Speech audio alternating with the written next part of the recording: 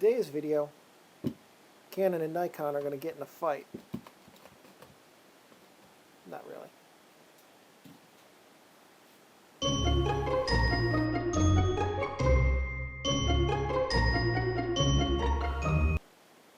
Hi everybody, welcome to my video on the Canon EOS Rebel G2. This is a very similar camera to the Canon EOS Rebel G. In fact, it's the same, with a different badge and slightly more down market bent. This is an interchangeable lens SLR, and what that means is that the lenses on it can be removed, and you can put a different lens on and use multiple lenses on the same roll of film. It's an SLR because it's got a single lens, one lens. The light goes through the lens, hits the mirror, reflects, the light reflexes up into the penta-mirror up here and then out to your eye. So you're seeing exactly what the lens is saying, single lens reflex.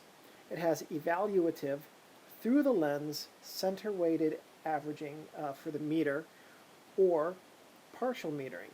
Center weighted averaging means that if you take the image that you're looking at, like let's say the image right now that you're looking at, center weighted is about this part right here having 60-ish% of the weight when it comes to metering, and the remaining image having the 40%. The partial metering means that the center 9% has the majority or all of the meter. It's spot metering, has of the metering influence. The shutter can go from 30 seconds to 1/2000th of a second, and also has a bulb mode. Through the viewfinder has 0.7x or 70% magnification. So the image that you're seeing through here is 70% of the image size with a 55mm lens. It has 90% frame coverage, again, so the image that you're seeing through the viewfinder is 90% of what is going to be recorded on film. So you get about 5% on each side of what you're seeing, in addition to what you're seeing that's going to be recorded on the film. It has a solid matte focusing screen with metering ring and AF point marks. And we'll take a look in the second video. We'll look through the camera's viewfinder and see that, and you can see what that means. And the flash sync on this is 1/90th of a second.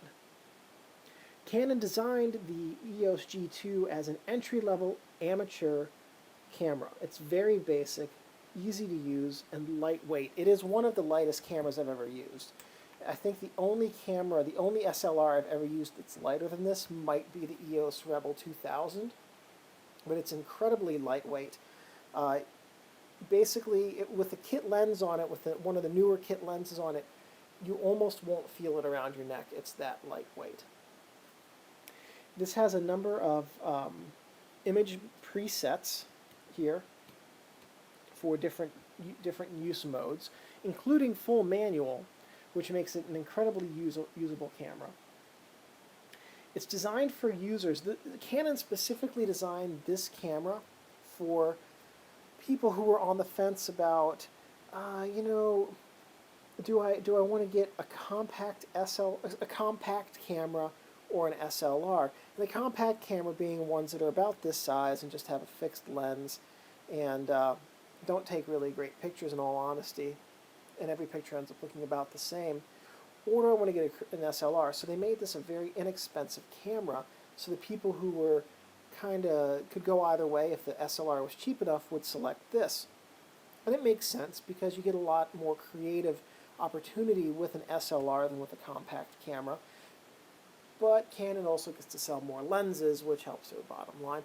Actually, having entry-level cameras like this is really good because it also people who are unsure of whether or not an SLR is for them. This camera is a very easy way to learn how to take photos. You can start with an automatic mode and learn how to use the camera, and then from there expand into more controlled modes and learn how to take some really sharp, top-notch images. And I've used this camera, and is capable with a good lens of taking extremely good images. The meter in it is just fantastic. So this camera was also sold under various other names. The Canon EOS 3000N, the 3000N date, the 66 date, the Rebel XSN, and the Rebel XSN date. And there's also, I think, a G2 date, but I could be wrong. And the difference is that the ones with the date had a date back on it, so there would be some interface back here, some dials or something, and then in between your frames it would use a very small flash that would only be in that area, that very narrow band between the frames, to input the date and time information so that you could look at your pictures and know when they were taken. So those different names were for different markets. In the U.S. it was the EOS Rebel G2. This was followed by, this was preceded by the EOS Rebel G.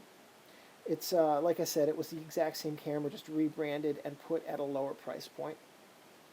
It was concurrent with the EOS Elan 2, EOS IX, or 9, I'm not sure how that goes, and the EOS 3. And those were different higher-end SLRs. And then it was followed by the EOS Rebel 2000, which was the end of the entry-level EOS film SLR line. So if you have your manual, you can follow along right now. What we're going to do is we're just going to take a look at some of the features of the camera and what some of the different buttons are and what they do. So we're going to start over here on the left. And this area is the command dial. This whole dial right here, that's the command dial collectively. And all of these different features have a different function. We're going to get to those in a little bit of time. We'll talk about those in the video, about what each of these does, how they operate, and what it means for you when you're taking your photos. Then over here we have the dial indicator line. So there's a slightly darker spot, and that indicates what part of the dial you're pointed to. So right now it's at off, magic green box, M, and back to off. Then right down here is the film indicator plane. That lets you know exactly where the film is. So if you're doing detailed microscopy or macro photography where you need to take measurements to calculate magnification and things like that, that's your film indicator. You've got the hot shoe with X sync right here, and X is xenon. It's your instantaneous modern type of flash, so you can put any modern flash in here and it will work. And that's the center contact is your X sync. The other 4 contacts give different flashes, different capabilities, and your user manual will tell you more about what the different flashes can do with this one. You've got the built-in flash right here. So all you have to do is lift up on it on one side or both, and then you can use your built-in flash. Built-in flash can be very useful in rare occasions. I'm only a fan of built-in flash because I had to use one today. Typically, if you're going to use a flash, the worst place to put it is dead center on top of the camera because you're going to end up with a very flat-looking subject. An in-camera flash like this can be very good for fill flash if your subject is in shade and everything that's behind it is bright. But that's a very limited use. But when it's useful and it's good to have.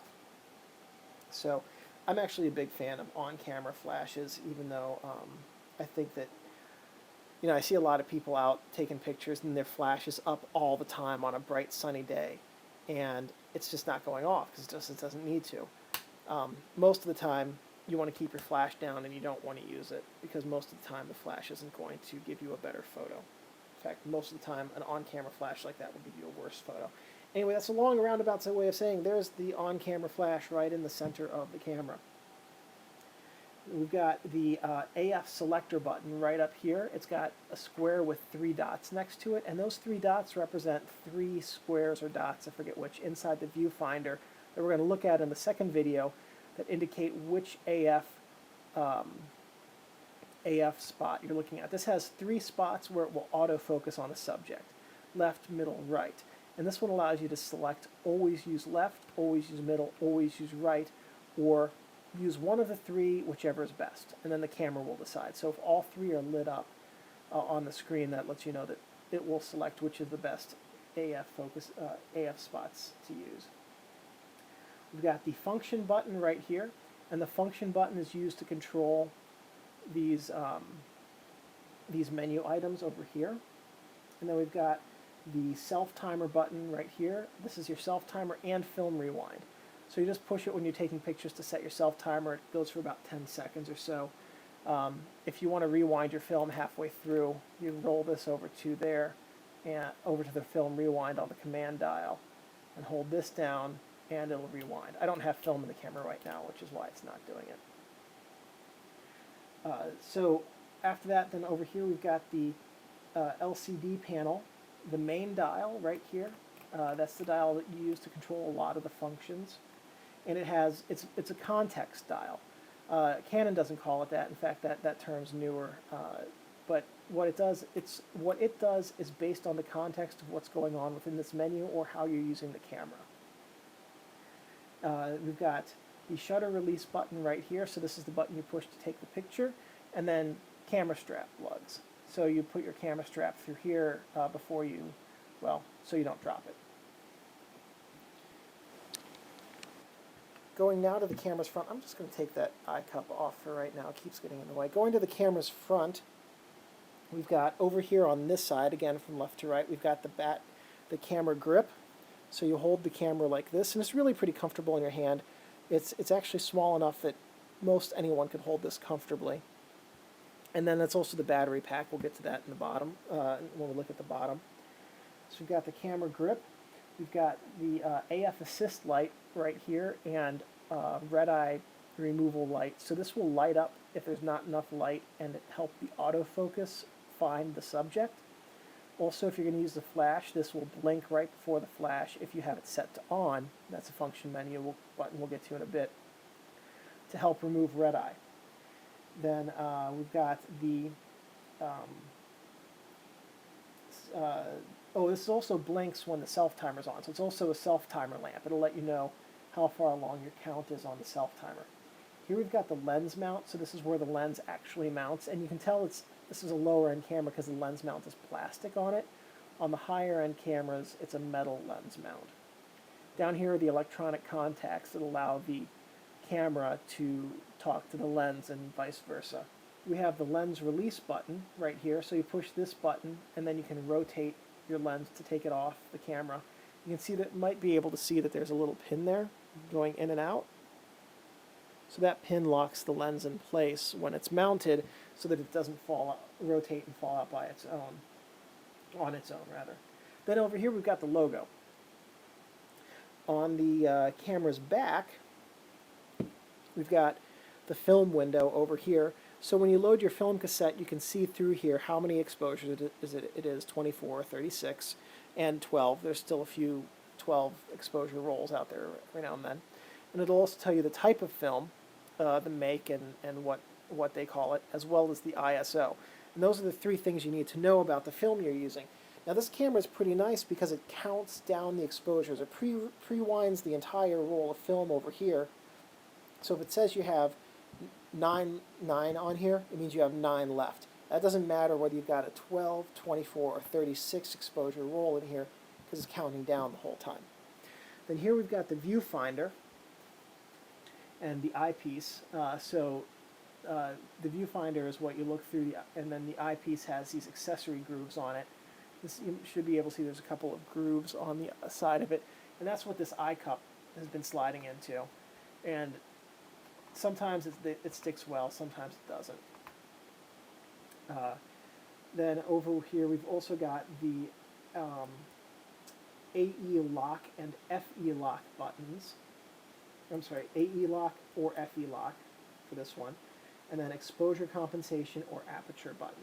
And these are also context buttons that the use of what they do changes based on how you're using the camera. On the sides of the camera, we've got the film door open latch release right there, and we've got the shutter the remote shutter port right here. There you go. This falls out, so you don't want to lose it. So you want to try to keep it someplace safe. If you don't have one, then it's not a big deal. But that's for your cable release, and you'd have to buy an electronic cable release that would operate that. And I'm pretty sure you can still find those without too much difficulty. On the camera's bottom, we've got the tripod bushing right here, so you can mount it in the tripod. We've got the serial number over here, made in Taiwan stamp. I believe all of these were made in Taiwan. And then this is where the battery goes, or batteries in this case. And it takes 2 CR123 batteries. And the one on the right goes positive up. Just make sure I got that right. I did. Okay, good. Then inside the camera, so to open the camera, we lift up. There we go. Up on the release. Here's where the film is loaded, and you've got some contacts back there that can read what's called a DX code on the film. And I don't have any DX coded film on me, but it's a little 2-row checkerboard that tells the camera what kind of film it is. And so you don't have to enter that yourself. So you just load the film in here. And then the film is taken up across this plane right here.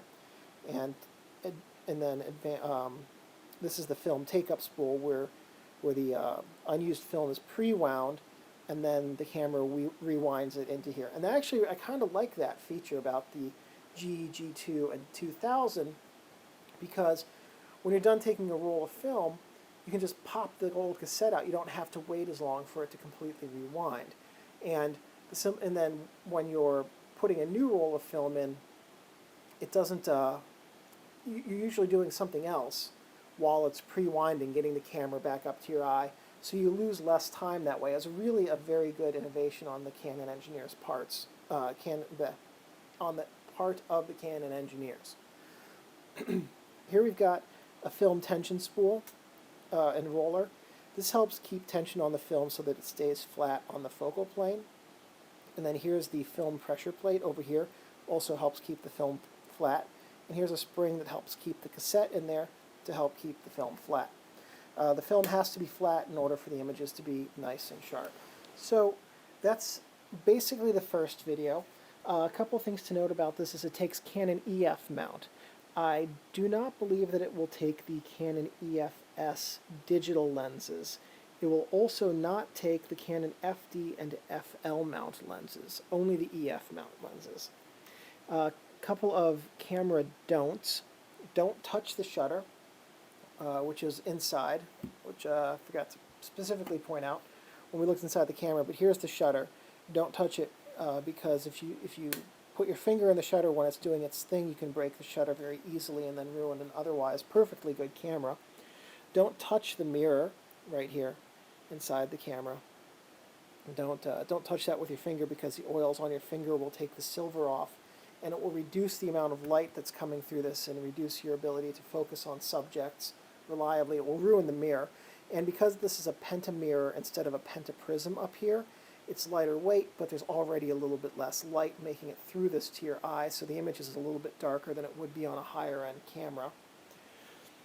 Don't leave your camera and lenses in your car, because in addition to the risk of it being stolen, although film cameras aren't in such demand anymore, but it will be ruined by the heat. Heat's very good at destroying camera equipment.